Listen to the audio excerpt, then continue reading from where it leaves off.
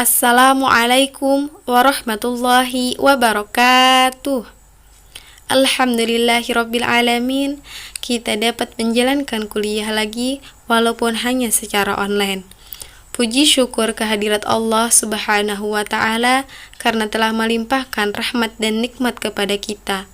Salawat serta salam semoga selalu tercurah kepada baginda Nabi Muhammad SAW beserta kerabat dan keluarga beliau.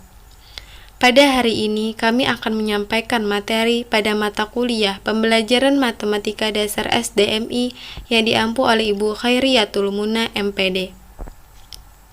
Adapun materi yang akan kami bawakan pada hari ini adalah pendekatan pembelajaran matematika oleh kelompok 3 yang beranggotakan Amelia Kamal, Awahir Syam Ramadan, Inayati, Muhammad Sibki, dan yang terakhir Sita Aisyah.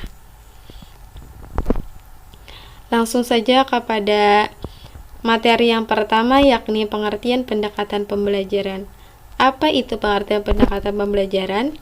Menurut Ujang Sukandi, mengenai pendekatan adalah cara umum dalam memandang permasalahan atau objek kajian, laksana pakal kacamata merah semua tampak kemerah-merahan. Pendekatan pembelajaran menurut ahli yakni Gladeni Robertson dan Helmut Lang dapat dimaknai menjadi dua pengertian, yaitu pendekatan pembelajaran sebagai dokumen tetap dan pendekatan pembelajaran sebagai kajian yang terus berkembang. Pendekatan pembelajaran sebagai dokumen tetap dimaknai sebagai suatu kerangka umum dalam praktek profesional guru, yakni serangkaian dokumen yang hanya dikembangkan untuk mendukung pencapaian kurikulum. Hal tersebut berguna untuk yang pertama, mendukung kelancaran guru dalam proses pembelajaran. Kedua, membantu para guru menjabarkan kurikulum dalam praktek pembelajaran di kelas. Ketiga, sebagai panduan bagi guru dalam menghadapi perubahan. Dan yang keempat, sebagai bahan masukan bagi para penyusun kurikulum dan pembelajaran yang terintegrasi. Pendekatan sebagai kajian yang kedua, yakni pendekatan sebagai kajian yang terus berkembang sebagai kerangka umum untuk praktek profesional guru. Selain itu, dokumen yang dimaksudkan mendorong para guru untuk yang pertama, mengkaji lebih jauh tentang pendekatan pembelajaran lainnya. Yang kedua, menjadi bahan refleksi tentang pembelajaran yang sudah dilakukan. Yang ketiga, merupakan seni seperti halnya ilmu ajar yang terus berkembang. Yang keempat, sebagai katalisator untuk mengembangkan profesional guru lebih lanjut.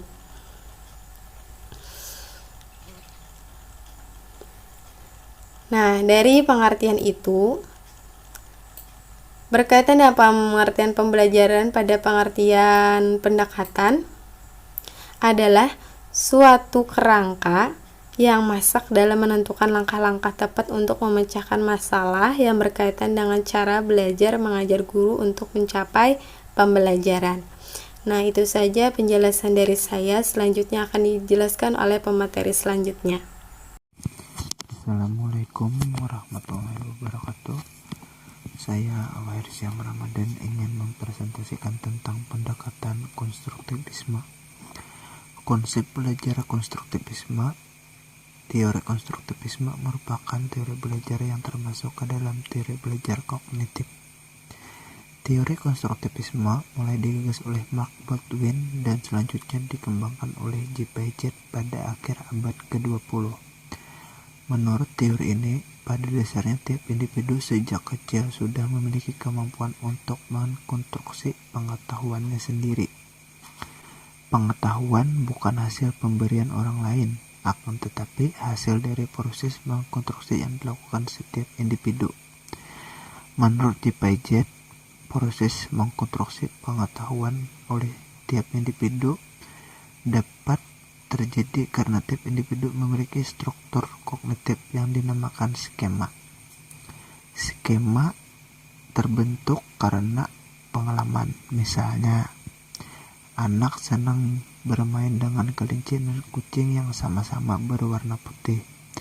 Karena anak tersebut sering bermain dengan hewan peliharaannya tersebut, ia dapat menangkap perbedaan keduanya, yaitu bahwa kelinci berkaki 2 sedangkan kucing berkaki 4.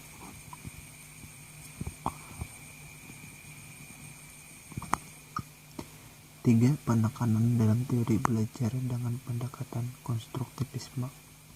Yang pertama, peran aktif siswa dalam mengkonstruksi pengetahuan secara bermakna. Yang kedua, pentingnya membuat kaitan antara gagasan dalam mengkonstruksikan pengetahuan tersebut. Yang ketiga, mengaitkan antara gagasan dengan informasi baru yang diterima.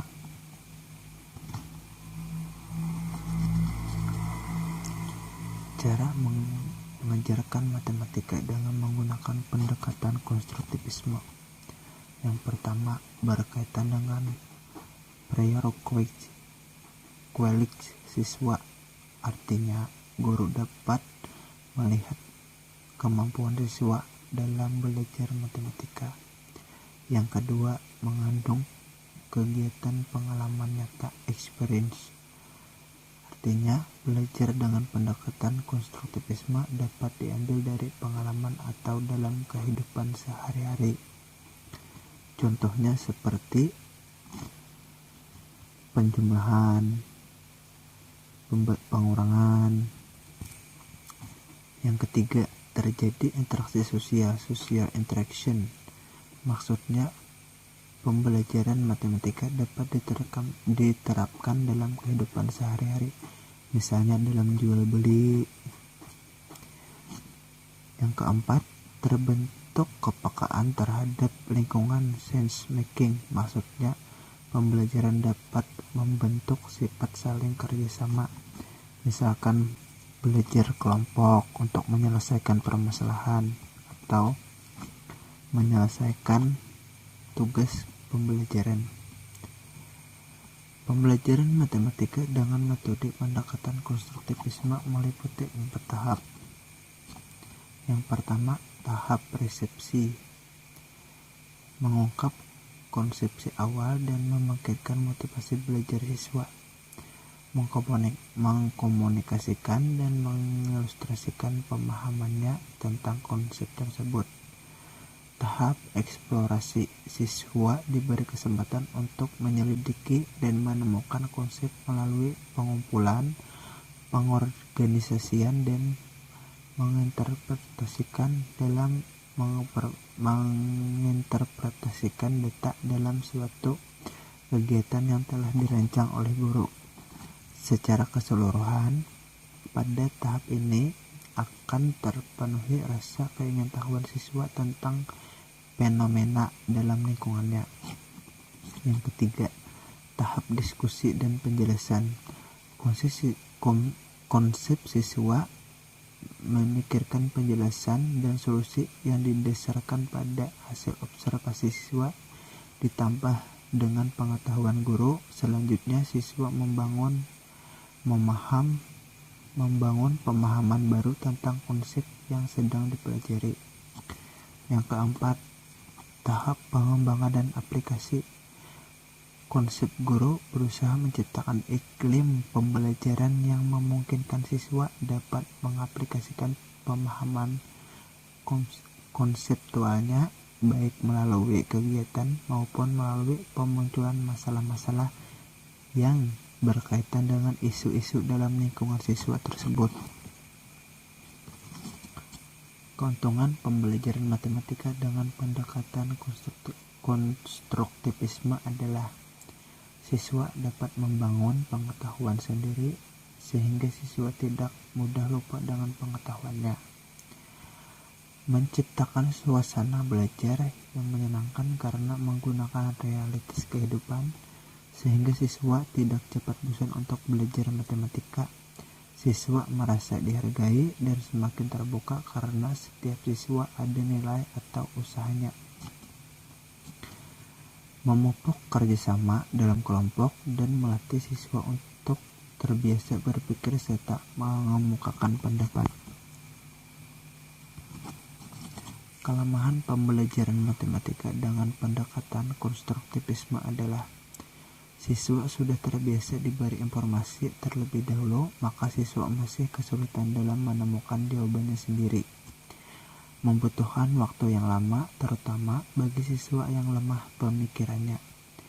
Siswa yang pandai kadang-kadang tidak sabar untuk menanti temannya yang belum menemukan jawaban. Contoh pembelajaran matematika SD dengan pendekatan konstruktivisme. Perhatikan dialog antara guru dan siswa dalam penelitian yang telah dilakukan oleh Bert Simons. Guru bertanya, berapa 10 pangkat 3? Siswa menjawab 1000.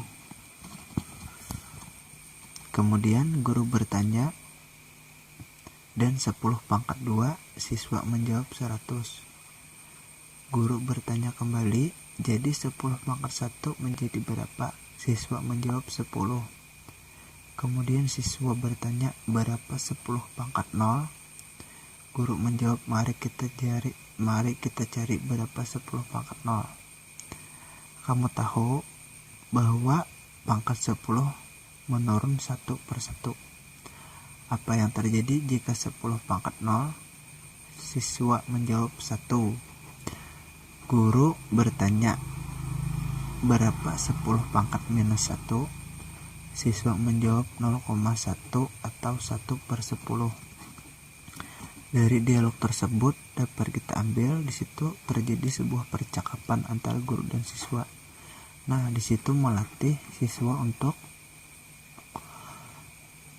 percaya diri dan untuk menyelesaikan masalah yang dihadapi dengan bersama-sama mencari solusinya.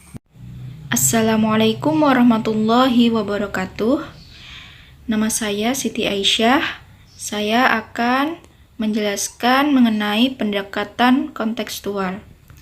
Nah, pembahasan terkait pendekatan kontekstual yang akan saya sampaikan yaitu ada 4 pembahasan. Yang pertama, pengertian pendekatan kontekstual, tujuan pendekatan kontekstual, komponen pembelajaran kontekstual, dan yang terakhir kekurangan dan kelebihan pendekatan kontekstual.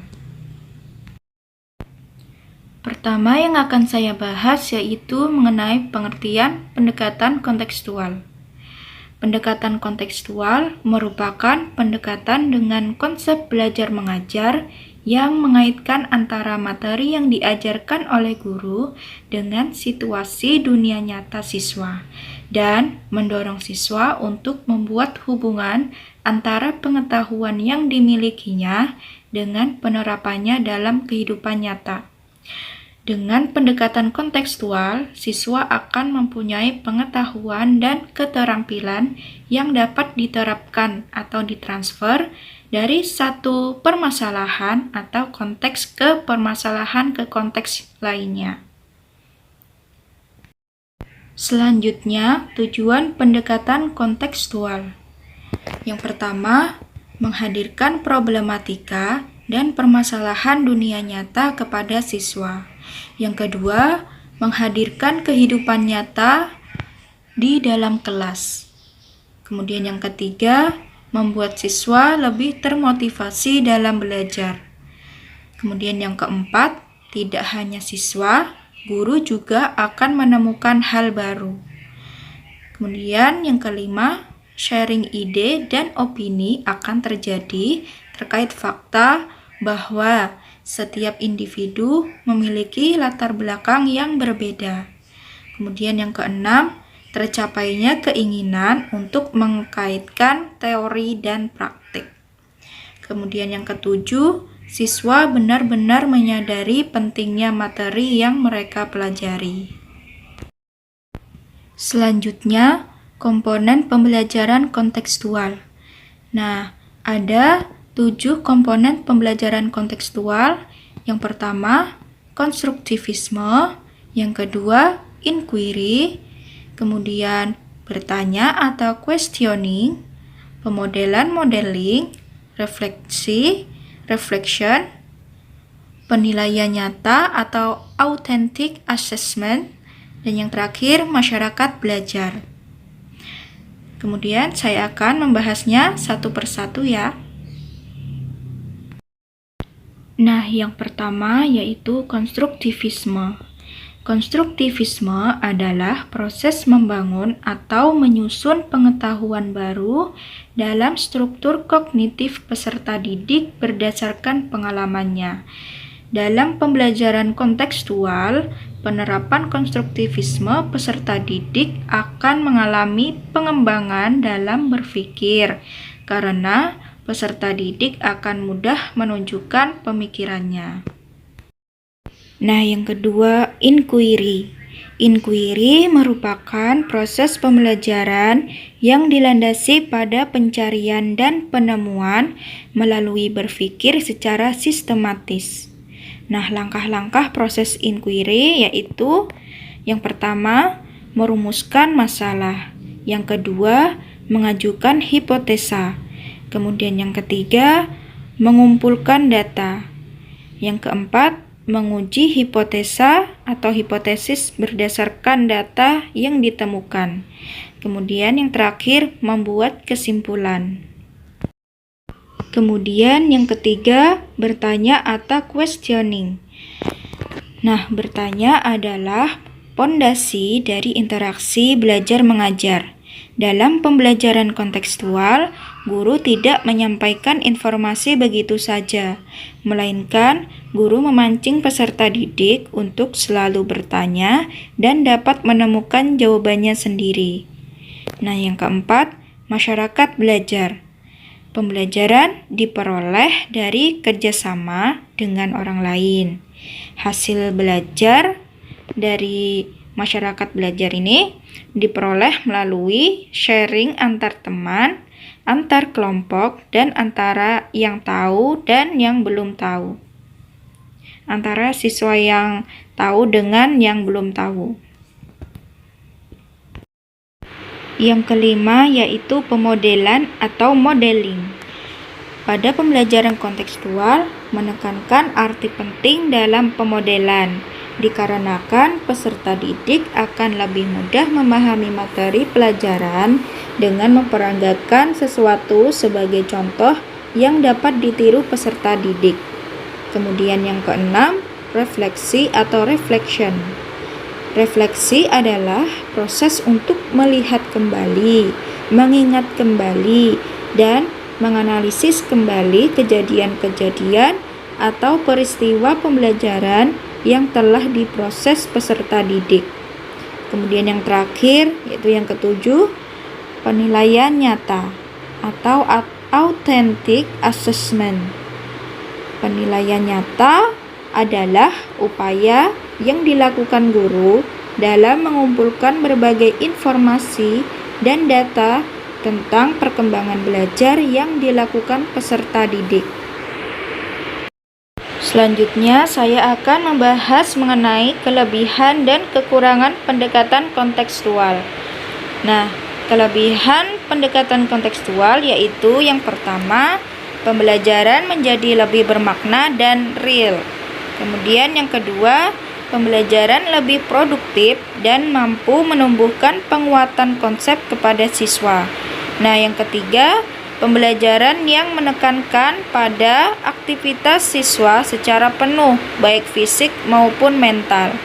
Kemudian yang keempat, kelas dalam pembelajaran kontekstual sebagai tempat untuk menguji data hasil temuan mereka di lapangan. Kemudian yang kelima, materi pelajaran dapat ditemukan sendiri oleh siswa, bukan hasil pemberian dari guru. Kemudian yang terakhir, penerapan pembelajaran kontekstual dapat menciptakan suasana pembelajaran yang bermakna. Nah, selanjutnya, kekurangan dari pendekatan kontekstual. Yang pertama, diperlukan waktu yang cukup lama saat proses pembelajaran kontekstual berlangsung. Kemudian yang kedua, jika guru tidak dapat mengendalikan kelas, maka dapat menciptakan situasi kelas yang kurang kondusif. Kemudian yang terakhir, guru lebih intensif dalam membimbing. Selanjutnya, penerapan pendekatan kontekstual dalam pembelajaran matematika. Sebagai seorang guru harus memperhatikan 7 komponen pembelajaran kontekstual dalam menerapkan pendekatan kontekstual dalam pembelajaran matematika. Nah, yang pertama, konstruktivisme. Nah, penerapannya seperti guru sedikit menjelaskan apa itu bangun ruang, memberikan contoh macam-macam bangun ruang, sifat-sifat bangun ruang, rumus, unsur-unsur, dan konsep-konsep lain yang terdapat pada bangun ruang. Kemudian yang kedua, inquiry. Nah, penerapan pada komponen inquiry yaitu guru meminta murid untuk memberikan contoh-contoh benda yang mirip dengan macam-macam bangun ruang yang ada di sekitar lingkungan sekolah. Dan guru meminta peserta didik untuk mencari unsur-unsur, rumus, dan sifat yang ada pada benda berbentuk bangun ruang tersebut. Kemudian, contoh penerapan komponen yang ketiga yaitu bertanya. Nah, contoh penerapannya yaitu guru memberikan kesempatan kepada muridnya untuk bertanya seputar materi bangun ruang. Kemudian yang keempat, masyarakat belajar. Nah, penerapannya yaitu guru memberikan muridnya kesempatan untuk berdiskusi dengan temannya atau bertanya dengan keluarga dan lingkungan sekitar. Kemudian penerapan komponen kelima yaitu pemodelan. Nah, penerapannya seperti guru memberikan suatu alat peraga untuk membangun pemahaman konsep materi bangun ruang dan memotivasi siswa untuk berperan aktif dalam kegiatan pembelajaran. Kemudian yang keenam, refleksi. Nah, penerapannya seperti guru menjelaskan kembali dan memberikan kesimpulan atas apa saja yang telah dipelajari pada materi bangun ruang. Kemudian yang terakhir, penilaian nyata. Penerapannya yaitu seperti guru mengumpulkan berbagai informasi dan data tentang perkembangan belajar yang dilakukan peserta didik. Kemudian guru memahami seberapa besar perkembangan peserta didik dalam belajar bangun ruang dengan memberikan latihan soal atau dengan pekerjaan rumah. Nah, sekian penjelasan dari saya. Kemudian materi selanjutnya akan dibahas oleh pemateri selanjutnya. Terima kasih. Wassalamualaikum warahmatullahi wabarakatuh. Oke, baiklah, selanjutnya kita akan membahas tentang apa itu pendekatan RMA. Sebelumnya tadi sudah dijelaskan dan dipaparkan oleh pemateri sebelumnya mengenai apa itu pengertian pendekatan pembelajaran, ada pendekatan konstruktivisme, ada kontekstual, dan sekarang bersama saya sendiri, Amelia Kamal, kita akan membahas tentang pendekatan RMA. Oke, baiklah, kita langsung saja. Apa itu pendekatan RMA? Ada yang sudah tahu apa itu pendekatan dari RMA?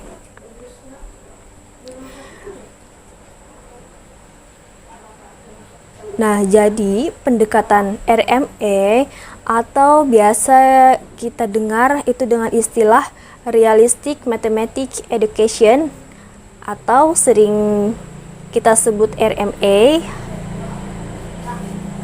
atau biasa juga kita sering dengar pembelajaran matematika realistik atau PMR. Ini merupakan teori belajar mengajar dalam pendidikan matematika. Pendidikan matematika realistik adalah sebuah pendekatan belajar matematika yang menempatkan permasalahan matematika dalam kehidupan sehari-hari, sehingga mempermudah siswa menerima materi dan memberikan pengalaman langsung dengan pengalaman mereka sendiri.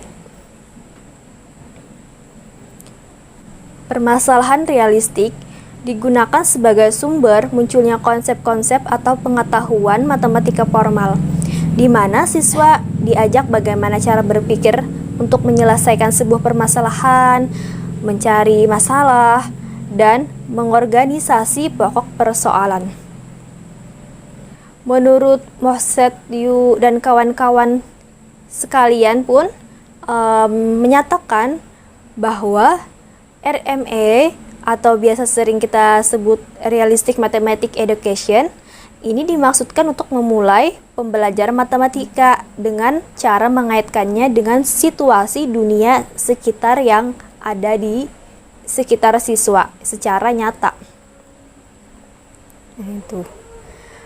Dalam pendekatan realistik dikatakan bahwa matematika itu bukan tempat memindahkan matematika dari guru kepada siswa, melainkan tempat siswa menemukan kembali ide dan konsep matematika melalui eksplorasi masalah-masalah nyata.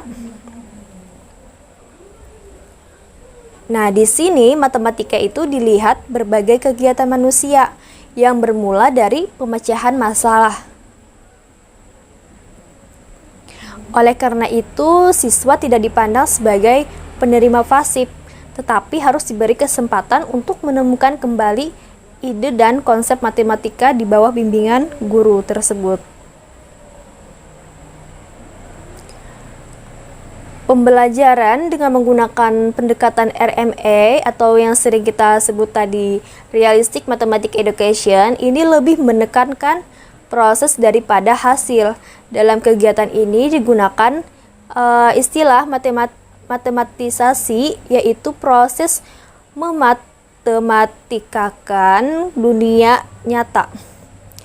Yang berkaitan dengan pengajaran matematika, pendekatan RMA ini memiliki jembatan yang berupa model yang serupa atau mirip dengan masalah nyatanya, yaitu sering disebut dengan model of. Nah, dalam pemahaman materi matematika ini, RMA memiliki 5 dasar aplikatif yang sekaligus merupakan karakteristik pendidikan matematika realistik itu sendiri. Apa aja itu yang termasuk dari 5 dasar aplikatif itu? Oke, kita langsung saja. Yang pertama itu menggunakan konteks. Artinya, ada yang tahu? Nah, artinya untuk menggunakan konteks itu dalam pembelajaran matematika realistik, lingkungan keseharian atau pengetahuan yang telah dimiliki siswa dapat dijadikan sebagai bagian materi belajar yang kontekstual bagi siswa. Yang kedua, menggunakan model. Menggunakan model yang seperti ini artinya permasalahan atau ide dalam matematika itu dapat dinyatakan dalam bentuk model, baik model dari situasi nyata maupun model yang mengarah ke tingkat abstrak. Yang ketiga yaitu menggunakan kontribusi siswa.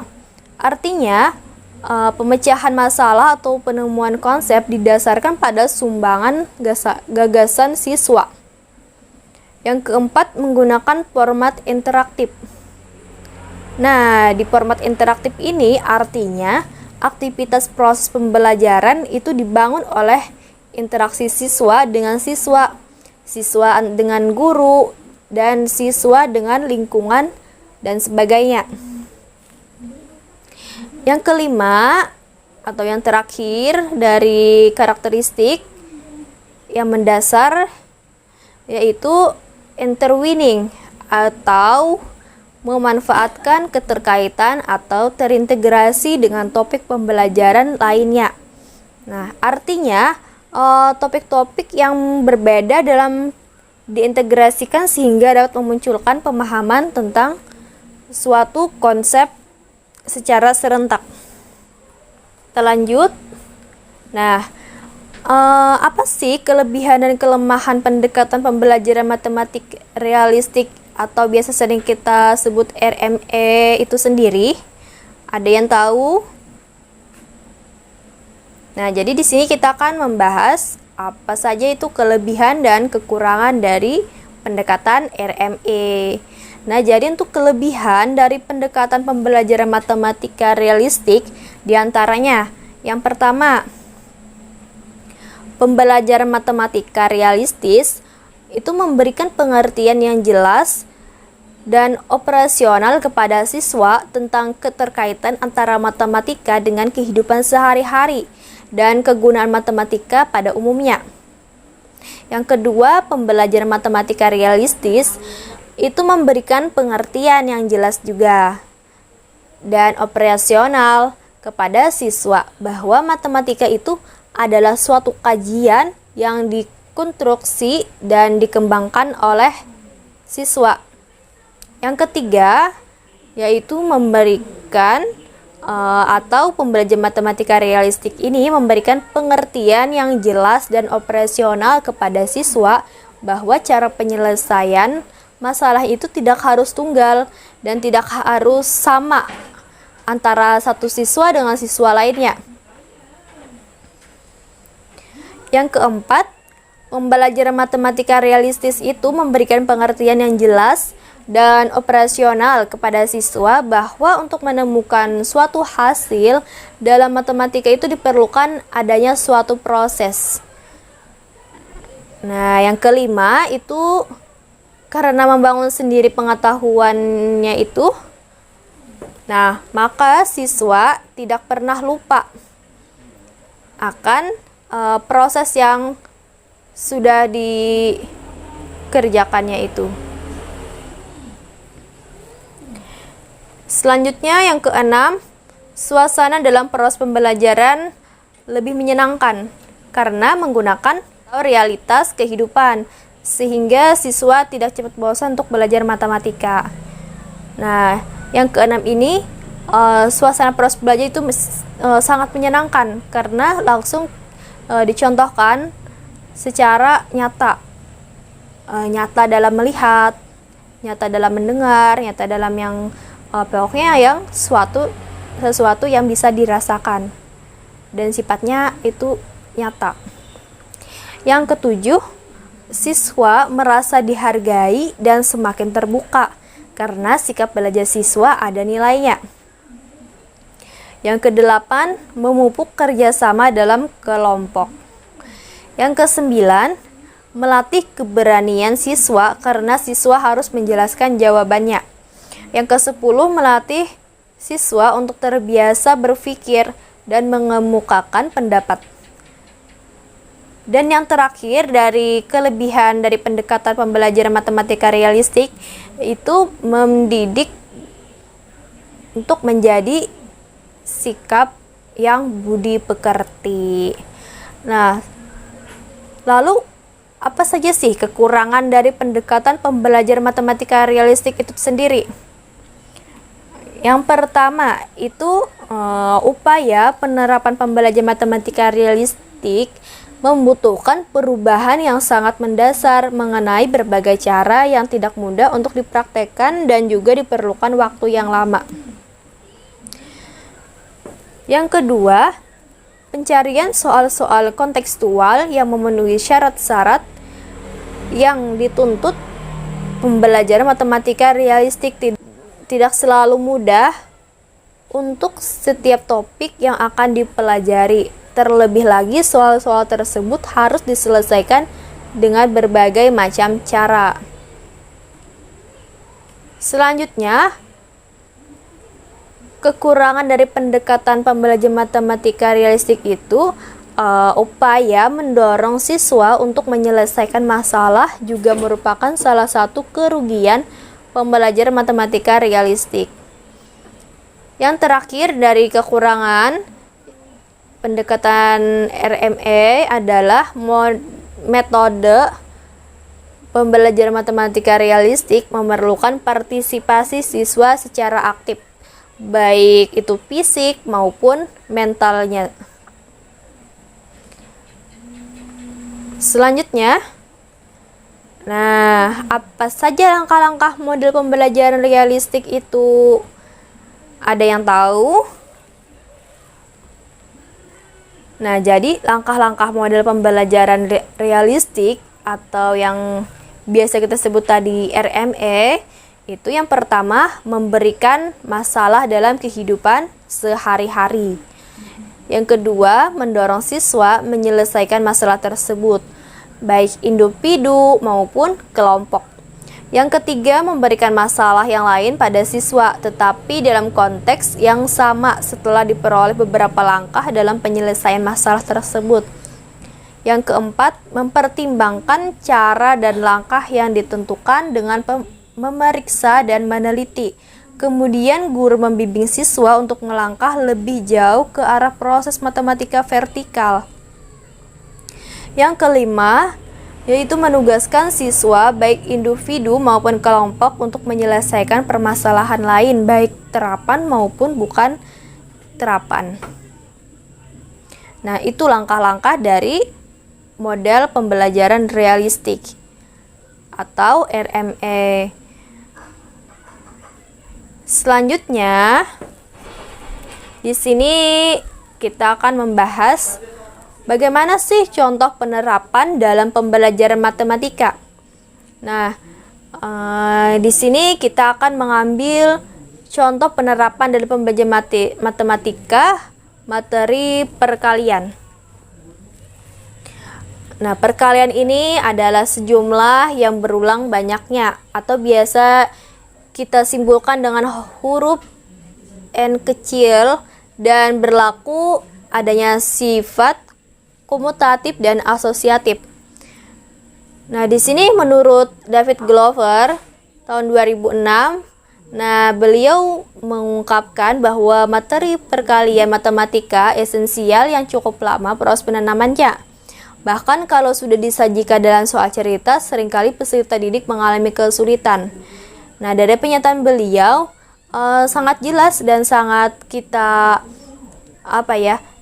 sudah kita rasakan yang namanya matematika itu sangat sulit, apalagi kalau disajikan dalam soal-soal cerita. Nah, untuk itu, jadi guru itu harus mampu menemukan suatu cara agar bisa membawa siswa lebih mudah dalam menanamkan konsep matematika atau konsep materi tersebut dengan membawa anak ke situasi permasalahan yang nyata dalam kehidupan sehari-hari yang sering dialami peserta didik. Misalnya kita ambil contoh dalam penanaman konsep perkalian dengan cara misalnya guru menanyakan 3 ekor bebek kakinya ada berapa? Nah, dengan pertanyaan masalah seperti yang saya sebutkan tadi, jawaban anak itu pasti akan menjawab bermacam-macam. Nah, salah satunya adalah ada yang menjawab banyaknya bebek itu dengan pengoperasian 2 ditambah 2 ditambah 2. Ada yang seperti itu. Ada juga yang menghitung satu per satu dari 3 ekor bebek 3, terus tambah kakinya 1 ditambah 1 ditambah 1 ditambah 1 ditambah 1 ditambah 1 dan hal yang lainnya tanpa ada menyebutkan sebenarnya kalau perkalian ini menitik beratkan atau kita ambil benang merahnya itu 3 dikali 2, ya kan? 3 ekor bebek kakinya ada berapa? 3 ekor bebek kakinya masing-masing bebek ada 2, berarti 3 dikali 2. Nah, jika tidak ada yang menyatakan dengan 3 dikali 2, maka kita dapat mengenalkan tentang notasi atau lambang atau konsep dari perkalian, yaitu 3 dikali 2. Jadi dengan pernyataan tadi diharapkan peserta didik itu dapat membangun dan mengkonstruksikan pengetahuannya sendiri. Dari jawaban pertanyaan itu dimunculkanlah konsep perkalian. Jadi bukan guru yang langsung mengumumkan, namun peserta didik yang mendapatkan arti dari 3 dikali 2 itu seperti apa? Nah, jadi dapat diketahui bahwa kakek bebek itu berjumlah 6.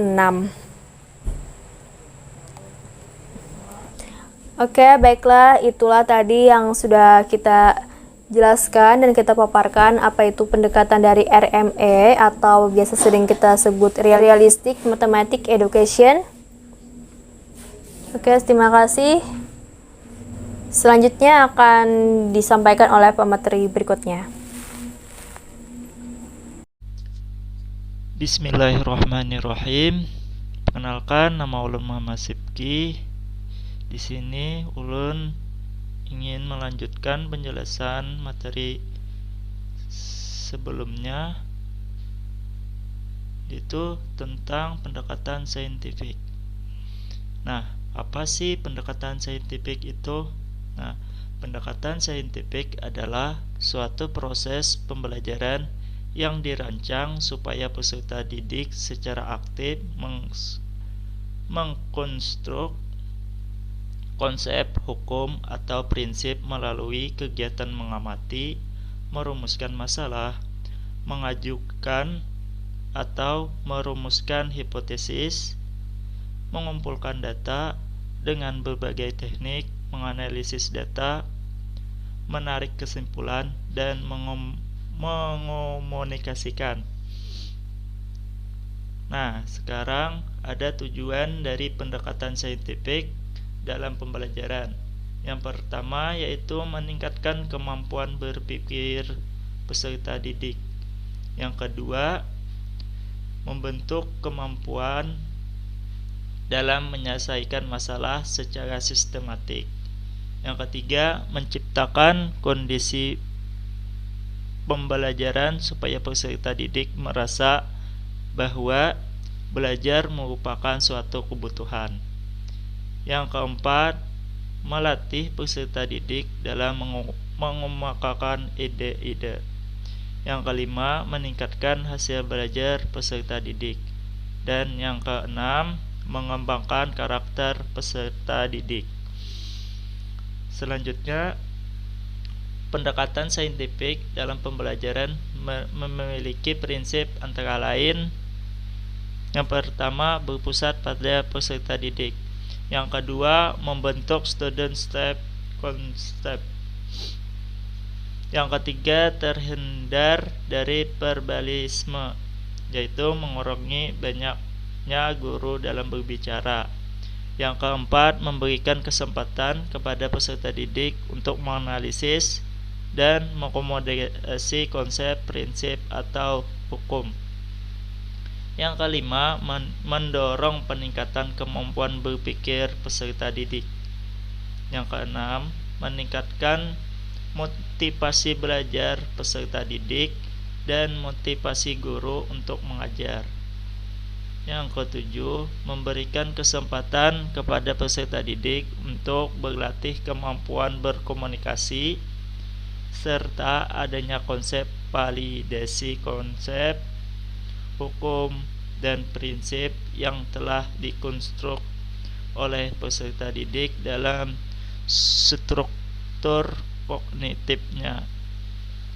Nah, adapun langkah-langkah pendekatan saintifik ini, yang pertama yaitu mengamati, yang kedua menanya, yang ketiga mencoba, yang keempat mengolah data, dan yang kelima mengomunikasikan. Nah, itu saja penjelasan dari ulun. Ulun tutup dengan Assalamualaikum warahmatullahi wabarakatuh.